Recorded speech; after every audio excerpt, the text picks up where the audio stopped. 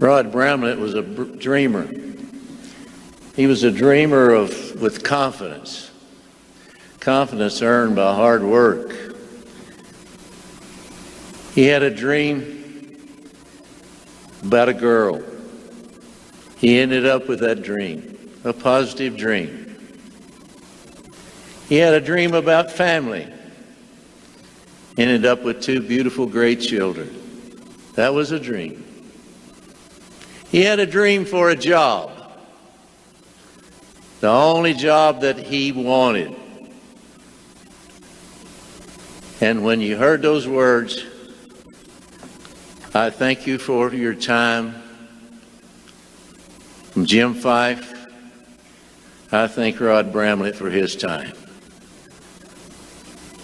He was great, not good. He was great.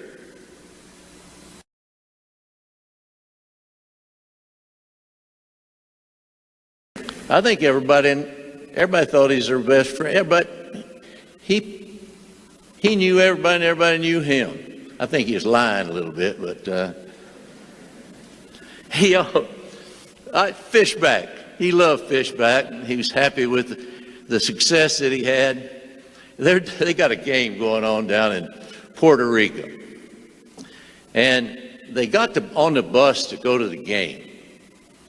They get to the game, Fishback had missed the bus. Well, they get ready to start the game. Fishback's not there.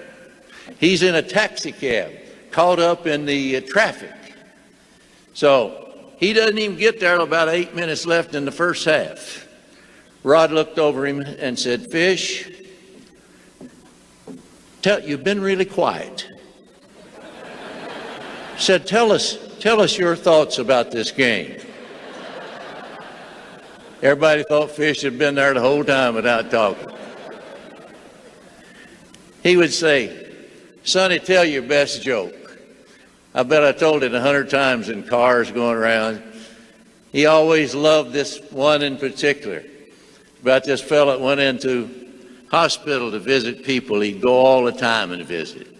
He was visiting this lady, and she had a bowl of peanuts out in front of her there. And he was talking to her and reaching in and getting the peanuts and talking to the lady about her health and about her Lord. He put a preacher like Brother George, I believe. He was eating those peanuts, and he just kept, and he got done, looked down. He said, my goodness, ma'am, said, I've eaten all your peanuts. She said, that's all right, honey. Said, we just take them, suck all the chocolate off of them, put them back in the bowl. That was Rod's favorite joke. If you didn't like it, that's all right too.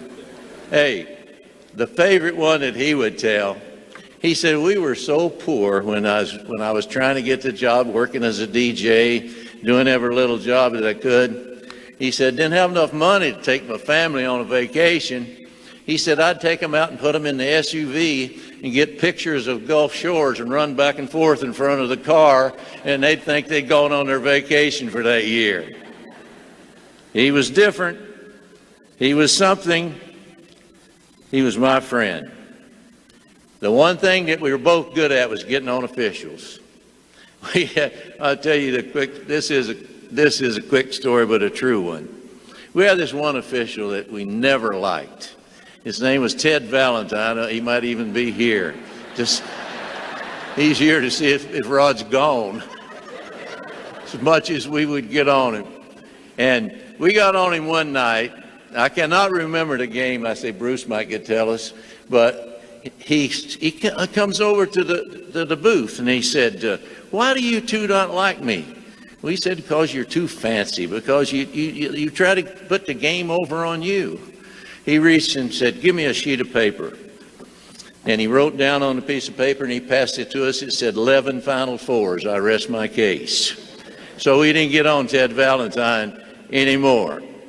I don't want to stay out here any longer than to say that here's Rod Bramblett for me. I didn't know anything about doing radio. I do games as a coach.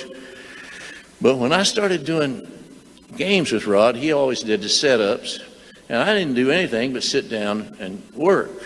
And every time we'd get starting a game, I noticed that Rod would run his hand out towards the button every time I was supposed to talk. And I never could understand, well, that was a button that shut me off. He did that through the first 3 years, and then he finally got used to me. Sometimes I would be a play behind. I mean, I'd talk through the last play, and he'd have to catch us up. He'd say, and Bryce Brown's bringing it down the floor, and Bryce had already shot it because I'd talked through the last play. So he took care of that. The one other thing that I think about him. Now, you think about this. I'm opening this up because of one thing, not that I need it. But hey, think about Rod Bramblett opening statement every game. He would paint a picture of that game so vivid that you almost felt like you were there. Brad Law, who's here today, he was the next coming of Rod Bramblett. He could do it too. You were ready for the game. You were at the game. You were a part of the game because of his opening statements. And the other thing that jumped out at me is at the end of every broadcast, he would say, for my broadcast partner, Sonny Smith, I'm Rod Bramblett. So long, everybody. So long to Rod Bramblett. He made my life so much better. I loved the man, I really did.